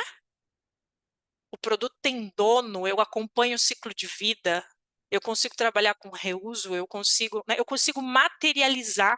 Vamos fazer uma analogia para a gente fechar aqui o nosso papo? Já pensamos sim, né? Então, eu estou falando de data product, data mesh, que é um assunto que a gente pode evoluir aqui no nosso papo, tá? Exatamente, tem um super desafio, né, Sandra, para implementar, porque é uma mudança muito grande, tá? Quando a gente fala, eu vou avançar aqui um pouquinho, tem um monte de coisa que eu não vou falar hoje, mas a gente conversa depois, tá? Deixa eu vir para cá, ó. Ah, né, quando a gente pensa numa malha de dados, dê uma olhadinha nesse slide para a gente fechar junto aqui o raciocínio, né? Tem muitos aspectos complexos. A tecnologia ela está aqui embaixo, gente. É tudo que a gente já conhece, né? Ó, dá uma olhadinha. Essa aqui é a tecnologia. Isso tudo que está aqui em cima é uma nova maneira de organizar os nossos dados, né? Numa malha onde a privacidade e a governança passam a ser federadas, né? Você tem os domínios, e aí é com a Marisa ali, com a turma de governança, os domínios bem estabelecidos, os owners, você pega os dados que são transacionais e analíticos e você conecta isso. Por que que a gente trabalha o transacional tão separado do analítico, né? E dentro desses assuntos aqui de domínio, a gente começa a trabalhar com produtos de dados e não datasets que eu vou gerando a toque de caixa à medida que isso entra no meu backlog de engenharia. Porque se eu descubro que todo mundo pede lá para o engenheiro dataset de cliente, por que que eu não transformo esse dataset, esse conjunto de dados de cliente, num produto? E vou incrementando esse produto para que a empresa utilize e disponibilize isso de uma maneira muito mais plug and play e coloco um catálogo em cima disso. Não faz mais sentido, né? Pois é, confunde-se muito data products com simples datasets. Exatamente, acho que a diferença está na maneira com que a gente vai, né, Marisa, governar isso, publicar, expor, gerir, a governança em cima disso, estabelecendo o owner, steward, né? Então, é muito mais processo do que tecnologia em si. Catálogo, né? Como catálogo de dados, no sentido de eu ter ali ferramentas que tragam a descrição do meu dado, a qualidade em que ele se encontra, né? Mas como fazer para trabalhar o legado como produto? Basta reescrever a plataforma de dados ou vai na raiz, mudança da arquitetura de sistemas da empresa? Daniela, eu começaria mapeando. A minha pergunta é: será que o meu legado tem que virar produto? Eu devolvo a pergunta para você. Então, eu começaria mapeando o que mais eu tenho reuso dentro da minha organização, né? Aquilo que mais gera backlog lá na minha engenharia e que todo mundo produz em silos e que eu poderia ter isso bem disponibilizado, governado e gerido num lugar único, adequadamente catalogado. Sabe? Então, de repente, não é tudo que vai virar produto de dados. Eu preciso mapear aquilo que precisa ser tratado como um produto, né? A Mônica está falando que o desafio do Datamesh é de aculturamento. Exatamente. Tem um longo caminho para que possa acontecer. Concordo, concordo. Gente, 11 horas eu combinei com o Flávio que eu ia até às 11 e depois devolveria para ele para a gente poder conversar um pouquinho, tá bom? Eu Data Mesh, Data Product é um assunto mais amplo, tem alguns slides, algumas coisas que eu queria trabalhar aqui com vocês, ó, que eu pulei, né? Qualidade de dados, queria falar um pouquinho também, tá bom? Então, e a parte de IA também, né? IA generativa, a gente está com uns cases bacanas, eu queria falar um pouco sobre curadoria em cima do dado, tá? Mas é muita coisa, né? Então vamos fazer o seguinte: eu vou combinar, vou cumprir com o combinado com o Flávio, né? E a gente para nessa parte de dores aqui. Se vocês toparem, depois eu alinho com o Flávio, a gente volta daqui, ó, de onde eu parei, trago um pouco mais também desse ponto de governança e privacidade para a gente conversar, tá bom? E a gente vai evoluindo em próximas oportunidades. Pode ser? Porque senão eu vou passar por esse assunto, principalmente de data product e data mesh, e a parte lá de IA generativa com muita superficialidade, e não é legal, é um assunto muito rico, né? Então, fica um gostinho aí, se você quiser voltar e o Flávio depois organizar, a gente parte aqui ó, desse ponto e a gente vai evoluindo juntos, tá bom? Podemos, Flávio? Deixa eu parar aqui o Podemos, compartilhamento. Tassiana, podemos. Assim que a gente conseguir ter uma agenda disponível sua, com certeza vamos marcar essa aula, porque há muito conteúdo valioso aí nesses slides para frente, tá, Tatiana? Tassiana, a gente combinou de fazer. A Isabela está aqui com a mãozinha aberta. Primeiro, eu preciso assim, a gente sempre precisa agradecer às pessoas que agregam na nossa vida. A Isabela é uma, a Tassiana está aqui hoje por conta da Isabela, porque ela disse assim, Flávio, chama a Tassiana para falar sobre governança de dados, sobre dados, porque ela é uma entusiasta do assunto e vale muito a pena trazer ela aqui para ter exames. Então, assim, a Tassiana está aqui hoje, primeiro pela Isabela, né? Então, eu preciso agradecer essa indicação, essa conexão. E eu vou abrir os microfones agora de forma geral, tá? Para a gente poder fazer um painel e trocar ideias. A gente pode ficar aqui uns 30 minutos. Eu vou liberar agora o certificado da aula. Já vou liberar aqui no chat, tá? Já liberou no Instagram. O pessoal sempre pede os slides. Eu não sei se a Tassiana vai liberar ou não, mas aí a gente negocia essa parte posteriormente, tá? Isabela, você quer falar? Tá com a mãozinha levantada? A gente vai liberando, vai chamando as pessoas de acordo com as mãozinhas levantadas. Existe um ícone que está na lista de participantes, na janelinha de participantes. Quando você abre essa janela, tem lá levantar a mão, daí a gente vai chamando as pessoas por ordem. Pode ser? Isabela, Oi, gente, bom dia. Flávio, se tem alguém para agradecer aqui, sou eu, porque primeiro que você está sempre ajudando a gente a evoluir e para frente, e a professora Tassiana, que eu tive a honra de conhecer num evento do Open Group e fiquei encantada. Então, que bom que a gente pôde trazer a Tassiana aqui para o nosso universo. Aqui eu falo que a TI-Exame é meio minha casinha, né? É onde eu estudo e evoluo. Eu tenho uma pergunta, professora Tassiana, o seguinte: com essa facilidade de coleta de dados, tá, que a gente tem, eu acho que é muito fácil, fácil entre aspas, tá? E relativo ao custo, o custo é pequeno também, entre aspas, tá? Porque é óbvio que exige toda uma infra. Mas será que por conta de ter essa facilidade e já está dentro das empresas, eu não vejo mais falar de dado sintético. Que o pessoal no começo falava, olha, para a gente não ter tantos problemas de privacidade, não ter problema de segurança, por que que a gente não usa dado sintético? Você poderia falar um pouco sobre isso? E a minha segunda pergunta é, já puxando para o advoguês, né?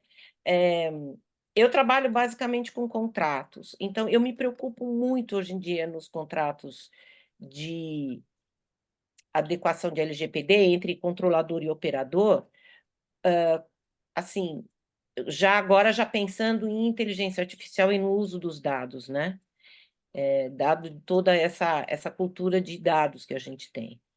Então, eu sei que a gente tem que ter governança, tem que ter políticas, mas o que você acha que mais impacta nessa relação entre controlador e operador, o uso de IA e o uso de dados? É isso. Obrigada, gente. Obrigada, Flávio. Boas perguntas. Isa, super generosa, gente. Eu a conheci mesmo num evento da The Open Group. A gente tem pessoas também queridas em comum aí no mercado, né? A gente descobriu lá e eu fiz o talk e depois fui conversar com a Isa. E ela tinha perguntas muito, muito boas ali que a gente, né, a gente nem conseguiu conversar. Uma mente muito brilhante, né? É por isso que esses momentos são bons. A gente vai se conectando com pessoas tão, tão incríveis, né? Isso nos faz crescer, como vocês, né? Que eu estou conhecendo hoje aqui. É um bom ponto, né, Isa, essa questão dos dados sintéticos, mas deixa eu contar para você que está voltando, né, com a questão da inteligência artificial. Então, eu concordo, em algum momento não precisávamos mais tanto de dados sintéticos. Começamos a trabalhar com sandbox, redução ali de volume de dados para testes, justamente para minimizar vazamentos, algumas anonimizações, outras coisas entraram em voga e tiraram o dado sintético do ar. Mas hoje, com o IA e a capacidade de personalizar o treinamento, principalmente da IA generativa, às vezes a gente voltou a faltar dados, né? E a gente tem hoje ferramentas muito poderosas para geração de dados sintéticos. Então, IA ressuscitou esse. Não sei se alguém está trabalhando com isso nesse momento. Eu estava atuando num projeto para varejo, né, de inteligência artificial, e a gente precisava de alguma coisa muito específica, não tinha dado, e a gente começou a produzir dado sintético e descobriu que tem muita ferramenta boa de inteligência artificial gerando dado sintético agora, o que ajuda no treinamento da IA generativa e o que acaba também ajudando na questão da privacidade dos dados. Então, Isa, a minha expectativa é que a gente volte a usar dado sintético, principalmente no treinamento de modelos estatísticos, tá bom? Aí você falou de contrato, me lembrei que e de IA, né? E a gente também estava atuando, são projetos ainda, não são cases públicos, eu não posso dar muitos detalhes, mas alguns são, né? Quando é público a gente pode falar, mas a gente hoje também está desenvolvendo soluções para a IA fazer análise de contrato e pegar ali nuances da linguagem que talvez no olho a gente não pegaria, tá? É um super desafio treinar a IA generativa para isso, é bem embrionário, mas deve nos apoiar poderosamente, tá? Pegar, e quando eu falo de IA generativa, a gente pode pensar nesses modelos de linguagem maiores, que a gente chama de LLM, né? O mais famoso aí é o ChatGPT na versão 3, 3.5, 4, agora a gente tem outros, eles estão muito poderosos na capacidade de ler linguagem natural, buscar bases curadas, por exemplo, jurídicas, no caso desse projeto que eu estou mencionando, específico, e conseguir ter um olhar bem crítico em relação às cláusulas jurídicas. De novo, é embrionário, mas é bem poderoso, a gente deve logo evoluir muito nisso. Obrigada. Vamos depois conversar, porque eu estou trabalhando justamente com linguagem simples, um pouco de UX Writing, porque isso é muito importante na comunicação jurídica, e eu uso IA, principalmente quando você vai, às vezes, fazer uma avaliação de risco, você precisa entender um pouco de jurisprudência também, né? Ver a parte da jurisprudência, que lado que o tribunal vai tão julgando mais, né? Isso a gente já está seguindo, inclusive, em privacidade. Mas depois a gente conversa. Muito obrigada. E parabéns. Estou contando com a próxima aula já. Ai, obrigada. Eu te conecto depois, Isa, com pessoas que estão fazendo isso nesse momento. A gente faz uns papos. Maravilha. Camila está com a mãozinha, depois eu vou chamar a Marisa, tá? Primeiro a Camila, depois a Marisa. Camila? Oi, gente. Estão me ouvindo bem? Sim. Bom dia aí a todos. Tassiana, parabéns aí pelo tema maravilhoso. Tassiana, eu queria te colocar aqui uma pergunta, até pela tua expertise, sua experiência. Qual é o maior desafio hoje, pensando em negócio, pensando em como a gente promover a cultura de dados dentro das organizações?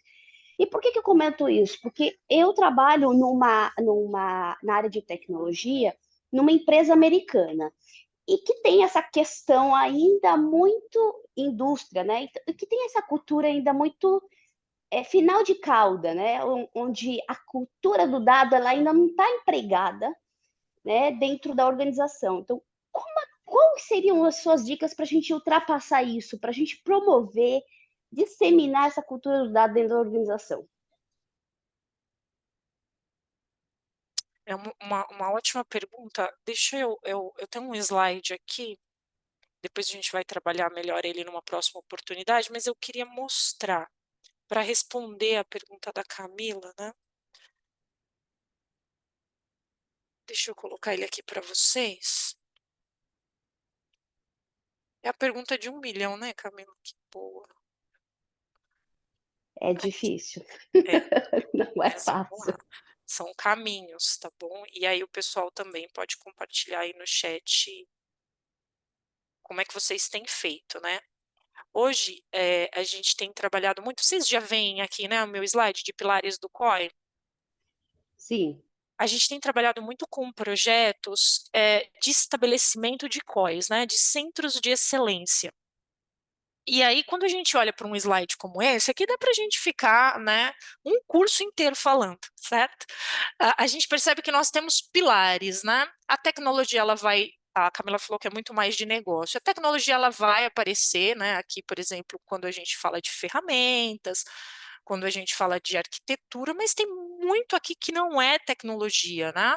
A alfabetização, os padrões, os skills, a parte de governança, os processos. Então, hoje, quando nós entramos numa empresa nesse cenário que a Camila pintou aqui para a gente, né, a ideia é mirar no estabelecimento de um centro de excelência. E aí, ó, o primeiro pilar ali é a alfabetização em dados, né? É uma evangelização que começa com conhecimento. O que a gente fez hoje aqui foi uma evangelização, principalmente para quem não está diretamente ali atuando, né, na área de dados. Então, tem muito de trabalhar com cursos, talks, palestras, conteúdo ao vivo, conteúdo gravado. Parece simples, né? A minha saída aqui, mas é o conhecimento que vai nos libertando, né? A gente vai criando grupos de debate, né? E a gente vai mostrando a importância de quando você fala COI, Centro de Excelência, isso traz uma personalização. Olha, agora a nossa empresa tudo que ela vai fazer está dentro do contexto de estabelecimento de um centro de excelência. Você quer fazer parte da mesa do centro de excelência? Você começa a ganhar as pessoas de negócio, né? Elas não vêm porque eu falo que tem uma ferramenta chamada Databricks, que não, mas à medida que eu vou trazendo o valor e alfabetizando com conhecimento, e engajando e mostrando que aquela iniciativa, talvez pequena, de trocar uma ferramenta, né, de mudar uma informação ali, ela faz parte de um contexto maior, isso vai engajando, isso vai atraindo as pessoas.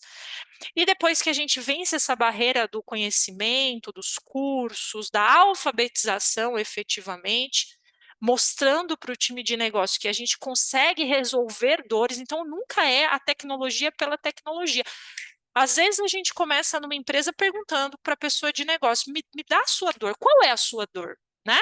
E ela vai trazer uma dor que às vezes é tão trivial e eu trago uma resposta tecnológica para aquela dor. Eu ganho aquele profissional de negócio, porque eu resolvi o problema dele, né? Então assim a gente consegue atrair. E aí depois, Camila, a gente pode rodar todos esses pilares para estabelecimento do COI. E aqui tem muita coisa, né? Olhar para arquitetura, governança, skills, processos, mas eu começaria a alfabetização pela disseminação de conhecimento, trazendo os benefícios, né, e mostrando que isso faz parte de alguma coisa maior, né, do estabelecimento de um centro de excelência. Faz sentido o que eu falei? Você acha útil? Acho, acho. Acho até porque muitas organizações ainda não disseminam essa cultura do dado. A gente ainda tá, tem muita gente que ainda está amarrado aos Power BIs, ou a ferramentas que ficaram passado, ou até mesmo Excel, né? Até mesmo o uso do Excel, que acaba limitando a visão, né? Deixa a visão míope, ou você não consegue ver o todo. E uma das coisas que a gente, né, eu digo eu e meu time, a gente vem trabalhando forte esse ano mais ainda, é em como a gente leva esse conhecimento para as áreas de negócio, para a gente buscar as oportunidades daquilo que a gente não está vendo. Aquilo que aconteceu é né, o retrovisor. Aquilo que aconteceu é ótimo, mas e aquilo que não aconteceu? Então, para dar um exemplo que eu dei numa reunião estratégica, tá bom, você performou 100% dos seus contratos, né? Desculpa, você performou, sei lá, 40% dos contratos que você pretendia. E aqueles outros 60, aquele outro montante que você não performou? Você conseguiu olhar e ver o que aconteceu? Por que você teve uma perda? É a mesma história do carrinho no e-commerce, né? Por que você teve um abandono de um carrinho? Então, você começa a olhar as oportunidades que são escondidas, né? E é nesse ponto que eu acho que os snowflakes, enfim, essas cliques, todas essas plataformas vão ajudar muita gente nessa jornada. Mas excelente aí, eu já tirei print da sua, da sua dica e super obrigada aí, viu? Imagina, prazer ouvi-la. Prazer. Maravilha. E aí nós temos a Marisa na sequência. Opa, estão conseguindo me ouvir? Sim. Legal. Bem, Cassiana já me conhece, né, porque nós trabalhamos na mesma consultoria. Eu sou uma grande admiradora sua, né, você sabe, mas eu sempre falo isso abertamente. Uma dúvida. No sentido do uso da inteligência artificial, que desafios que a governança de dados, assim, vai passar a ter, que é um pouco diferente do que a gente já vinha encontrando com o que a gente tem do uso da tecnologia e dos dados, de uma forma, para o BI, para o Big Data, sabe, para o Data Mesh, mas que novos desafios esse uso da inteligência artificial vai trazer para a gente que tipo de reflexões a gente vai ter daqui em diante, assim? Porque eu sou totalmente a favor de não impedir a tecnologia. O que a gente tem que fazer é conseguir fazer com que ela atenda bem o negócio e de uma forma ética.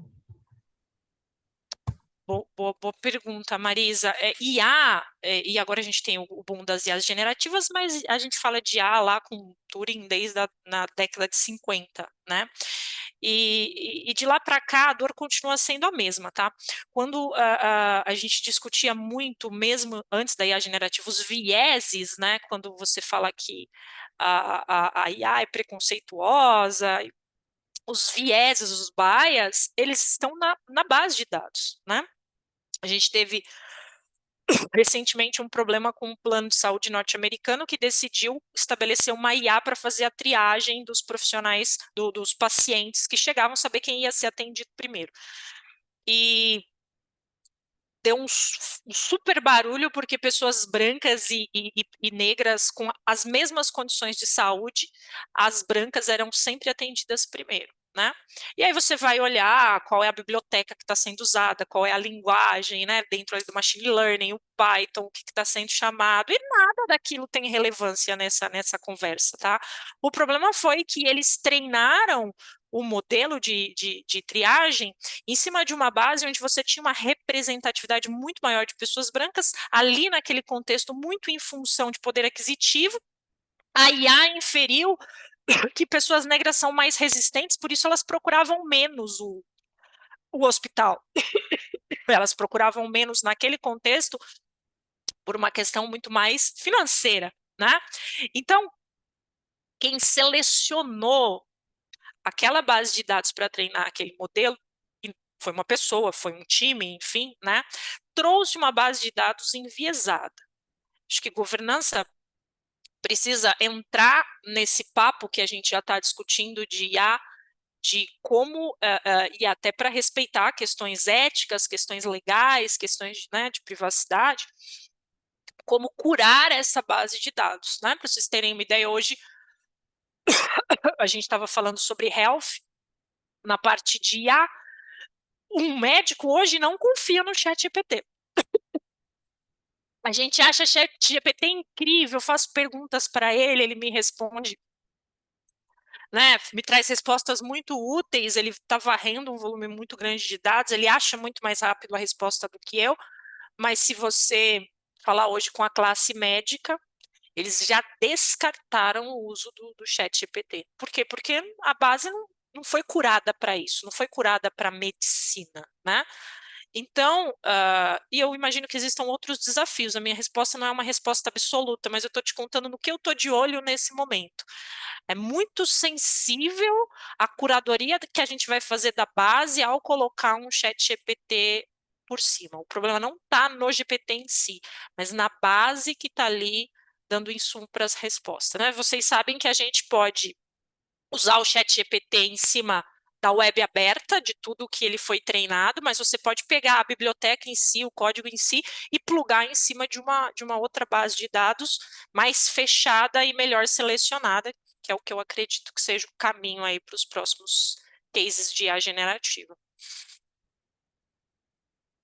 Fez sentido, Marisa? Maravilha. E aí a gente Obrigada. finaliza com a fala da Melissa. Oi, pessoal, bom dia. Vocês estão me vendo? Escutando legal? Perfeitamente. Sim, sim. Sim. Então, oi, Tassiana, tudo bom? Olha, Joia. eu tenho mais de 15 anos também de experiência, assim, e atuei muito com BI, com DW, toda essa parte de dados, e agora eu voltei para o Mato Grosso do Sul, e aqui o mercado, assim, não tem nem o desenvolvimento no BI e no DW, para você ter uma ideia.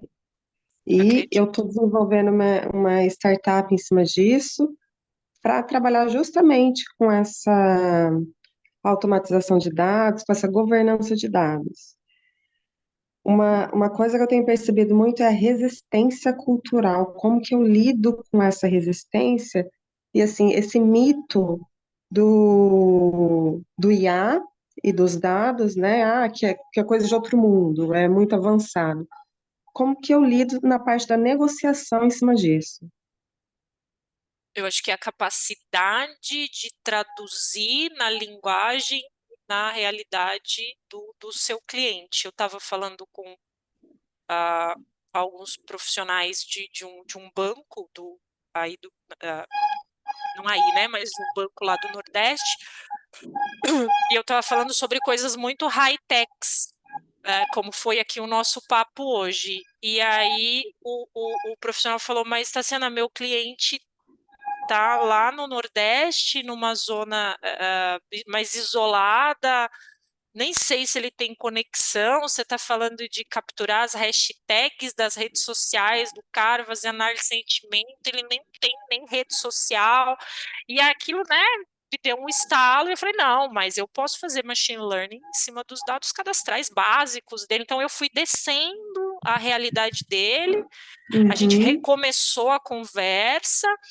eu perguntei quais eram as dores, então não é empurrar a tecnologia, é ver onde é que a tecnologia pode resolver o meu problema, para ganhar confiança, e aí depois eu posso até trazer coisas mais incríveis, né, mais entusiastas. Aí ele me listou as dores e eu comecei a trabalhar em cima das dores dele. Então eu acho que passa muito por, né, a gente assentar a realidade do nosso público, do nosso cliente, falar uma linguagem que desmistifique, que simplifique. A relação de confiança é muito importante, a pessoa saber que você sabe do que você está falando, isso ganha, né, o seu cliente, e aí depois você consegue entrar com coisas mais sofisticadas. com certeza. Porque aqui, assim, por exemplo, eles pegam os dados, alguns que eu dei uma olhada, e colocam numa planilha Excel.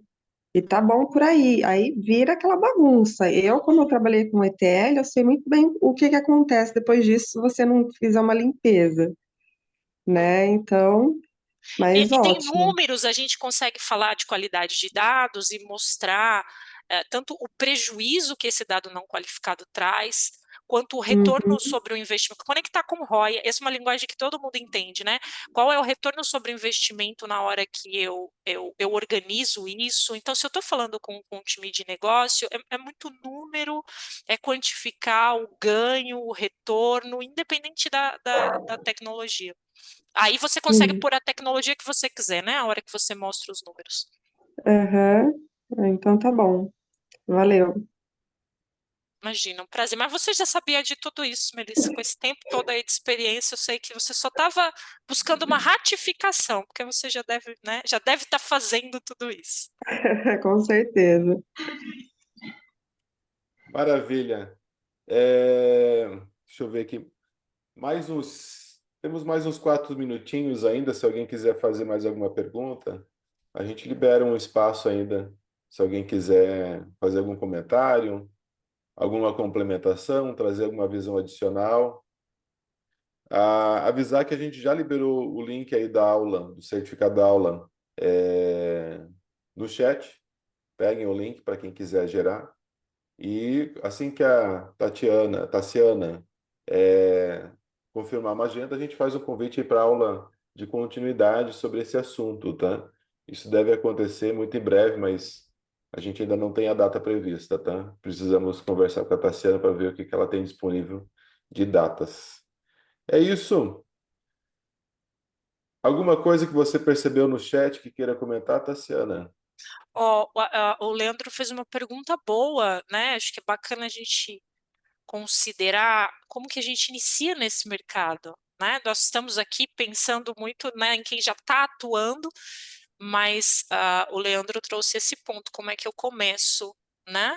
Leandro, comece degustando esses assuntos que nós falamos em cursos menores, aqui na TI Exames, por exemplo, para entender, quando a gente fala do mercado de dados, ele é muito vasto, tem arquitetura, tem engenharia, tem a parte de governança, de privacidade, então não vale a pena uma formação muito extensa para começar. Deguste, né, cursos menores para entender se é a sua praia, para mapear bem os assuntos, e aí depois vale investir em educação, vale muito a pena investir em educação.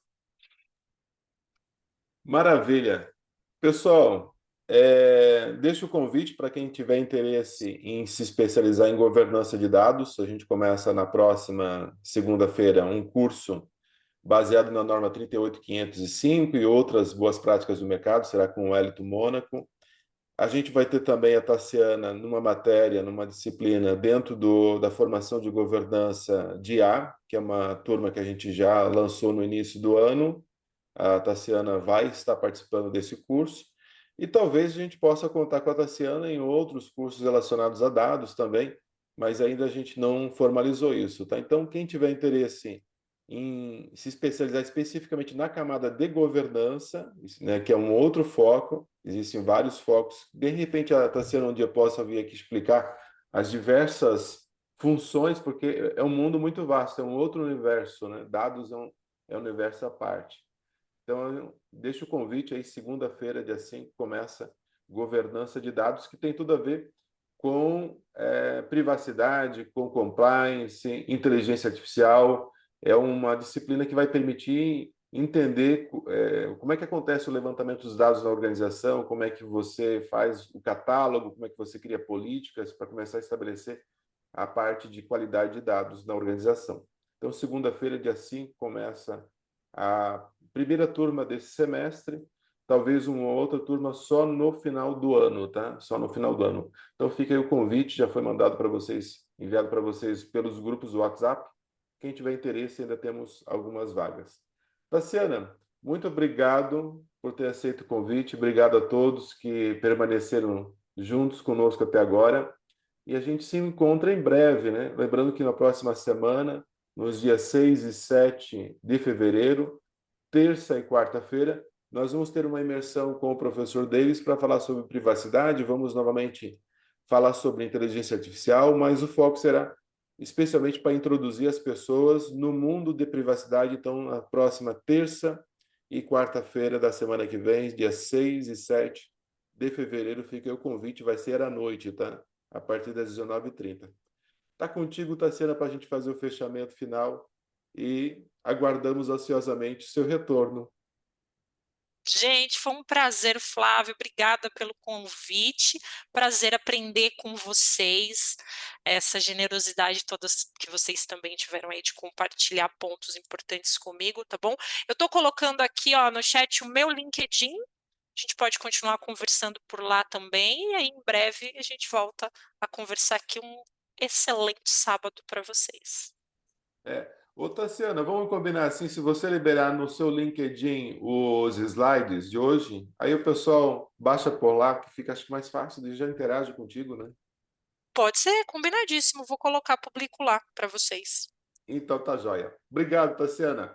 Obrigado a todos, um bom final de semana e a gente se encontra na semana que vem. Até mais, pessoal. Tchau. Legal, tchau, tchau. Bom final de semana. Tchau, tchau, bom final de semana. Tchau, tchau. Bom final de Obrigada. semana.